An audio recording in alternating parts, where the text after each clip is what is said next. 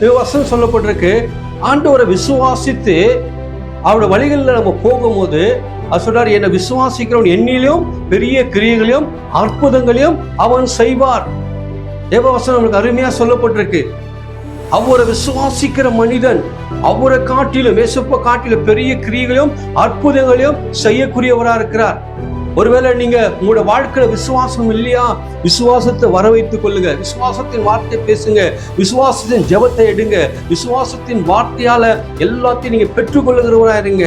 உண்மையாக இன்னைக்கு பாருங்க, நம்முடைய ஊழியங்கள்லாம் விசுவாசத்துக்குள்ள நீங்க கடந்து போகிறதா இருக்கிறது. இன்னைக்கு ஒவ்வொரு காரியங்களும் தேவனை விசுவாசித்து பெற்றுக்கொள்ளும் போது இன்னைக்கு கர்த்தர் என்ன பண்ணுகிறாரு, அதெல்லாம் ஜெயமாய் கர்த்தர் மாற்ற பண்ணுகிறவரா இருக்கிறார். ஒருவன் விசுவாசிக்கிறவன் அவன் தேவனை காட்டிலும் பெரிய கிரியைகளையும் அற்புதங்களையும் அவன் செய்யக்கூடியவனா இருக்கிறான். எவ்வளவு ஒரு நல்ல தேவன்!